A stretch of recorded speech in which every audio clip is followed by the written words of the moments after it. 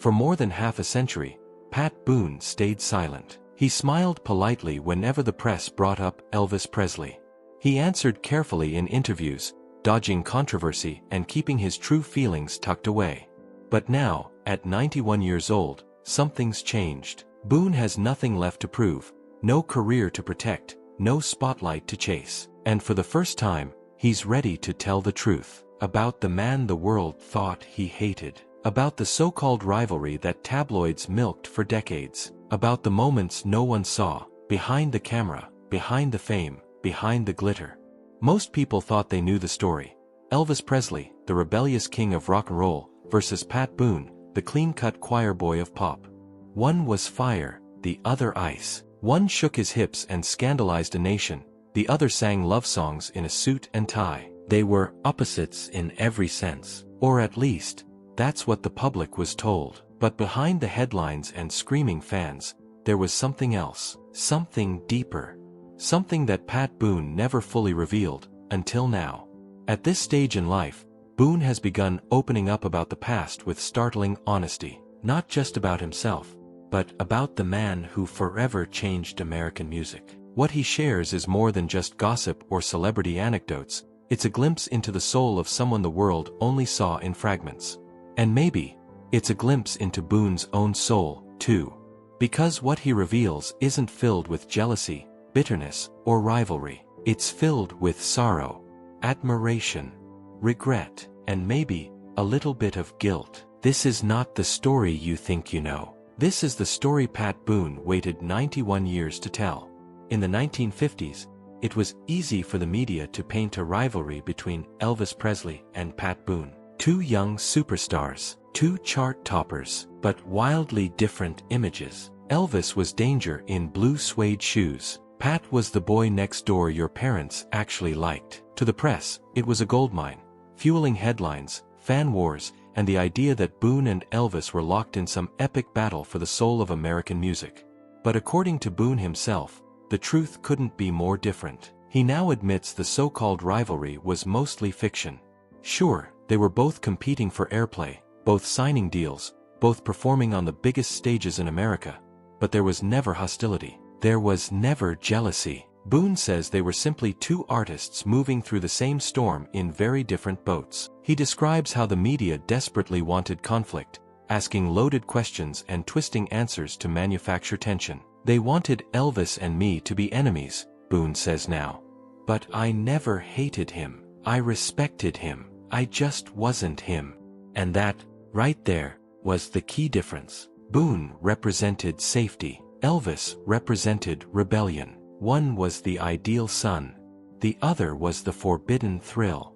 And that contrast sold magazines. But behind the scenes, away from the headlines and screaming fans, Boone was watching, listening, paying close attention to the man behind the myth. And what he saw would shape how he felt about Elvis for the rest of his life. Because despite everything the public believed, Boone saw something they didn't. And what he noticed during those first few encounters would stay with him for decades. The first time Boone met Elvis, it wasn't at some wild party or red carpet gala. It was backstage, quiet and a little awkward. Elvis, already a rising star, wasn't strutting or showing off. He wasn't even talking much. Boone remembers thinking how surprisingly shy he was, almost nervous, like he didn't quite know what to do with all the attention. He wasn't the hip-shaking legend yet. He was just a young man in a strange new world, figuring it out as he went. Over the years, their paths crossed more times than the public realized.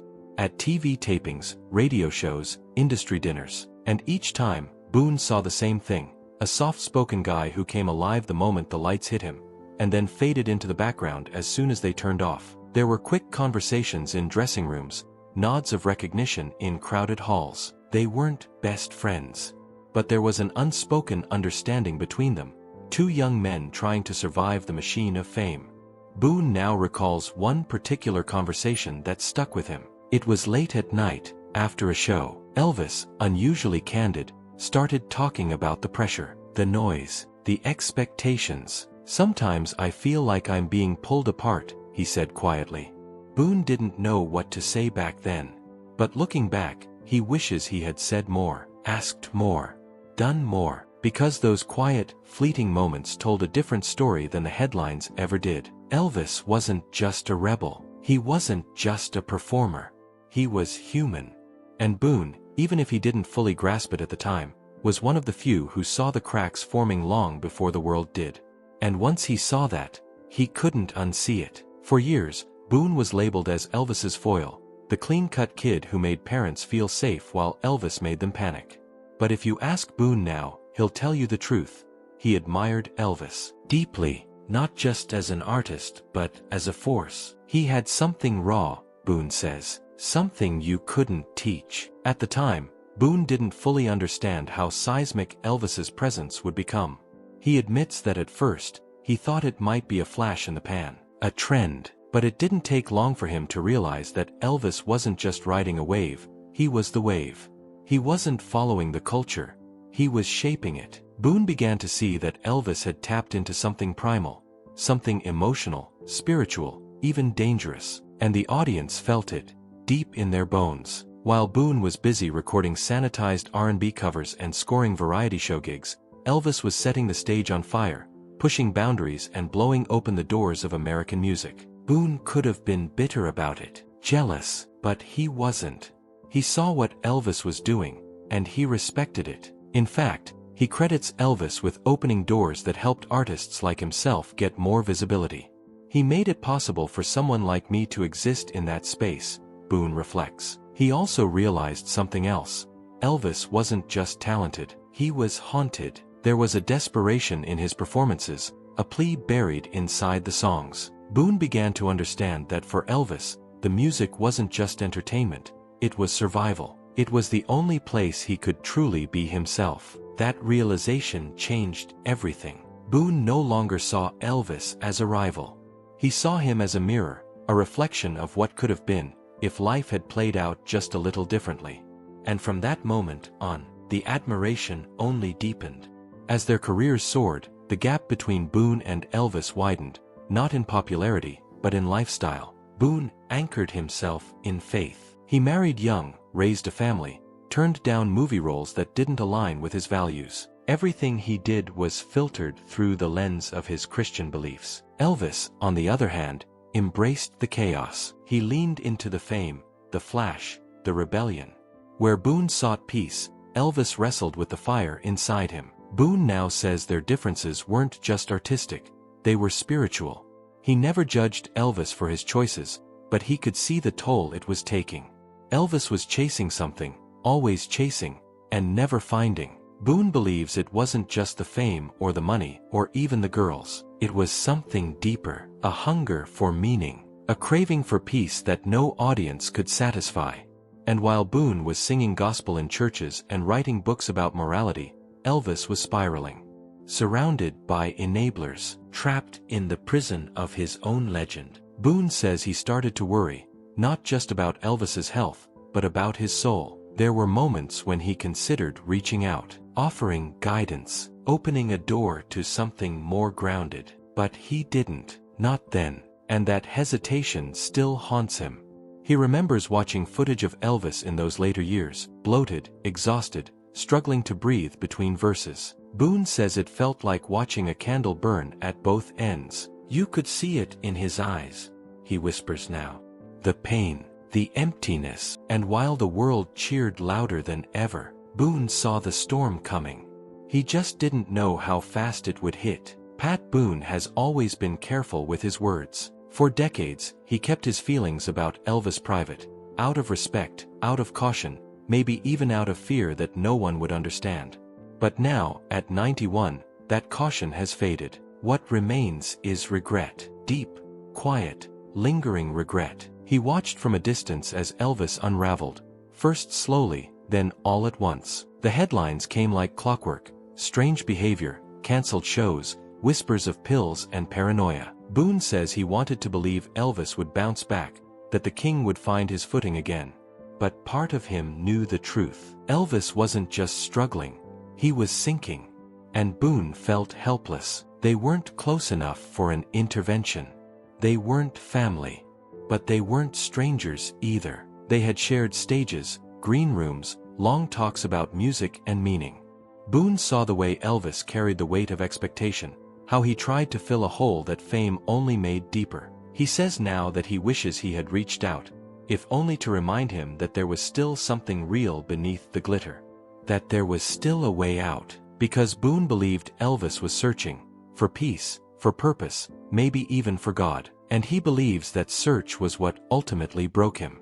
He wasn't evil, Boone says. He was just lost, surrounded by the wrong people, fed by the wrong things. What haunts Boone isn't what he did, it's what he didn't do. The phone calls he never made, the words he never said, the moments he let slip away. Now, looking back, he doesn't see Elvis as a rival or a headline.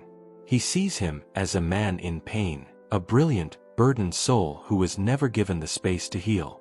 And that realization still stings. At this point in his life, Pat Boone isn't chasing relevance. He's not here to impress anyone or defend the image he built over the decades. What he wants, what he needs, is to finally speak freely.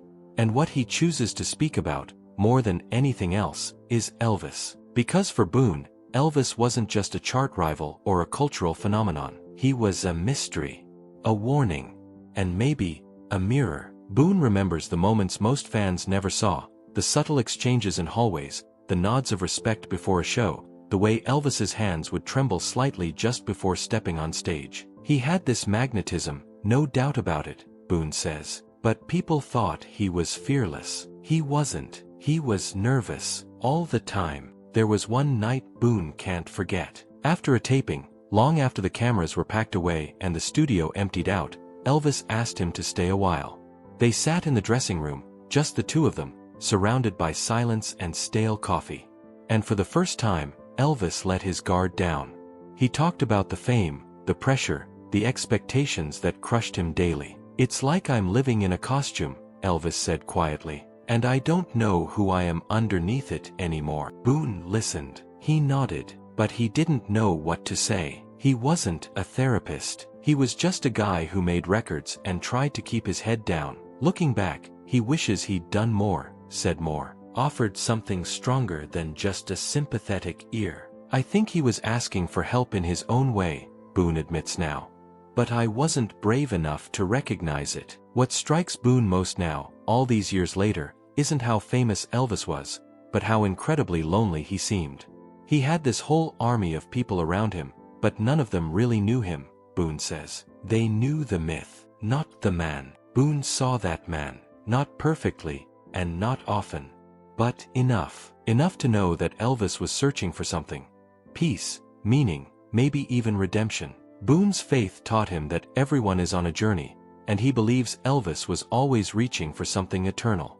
But somewhere along the way, the stage lights drowned it out. And that's what breaks Boone's heart the most. Not the downfall, not the addiction, but the silence. The way Elvis's pain was dressed up in rhinestones and sold to the public as entertainment. He was a brilliant performer, Boone says, but he was also a broken soul. And now, as he speaks these truths decades later, Boone isn't trying to rewrite history. He's trying to reveal it. Elvis wasn't just a king. He was a man. A man Boone quietly cared about, and never stopped thinking about. For most of his career, Pat Boone carried a label he never asked for, the safe Elvis. Clean-cut, polished, non-threatening. He was the contrast that made Presley's fire seem hotter. The industry loved the comparison. It made for good marketing. But Boone never saw it that way. Now, in his 90s, he's finally letting go of that old narrative, and rewriting it on his own terms. He doesn't want to be remembered as the guy who played it safe while Elvis took the risks. He wants to be remembered as someone who saw Elvis clearly, when few others did. As someone who understood the price of that spotlight, and who recognized the pain that often sat just behind Elvis's smirk. When Boone speaks about Elvis today, his voice softens. There's no rivalry in his tone, no distance, only respect and sadness. He talks about Elvis not like a superstar, but like a fallen friend, someone who had everything but never found peace. People saw the performer, Boone says, but very few ever saw the person. And maybe that's the legacy Boone wants to leave behind, not just his own decades of hit records, sold-out shows, and moral standpoints, but this final truth about a man he never stopped admiring. Because Elvis's story wasn't just a tragedy, it was a warning, a reminder of what happens when talent is used up faster than the soul behind it can keep up. Boone never claimed to have all the answers, but he has something more powerful now: clarity.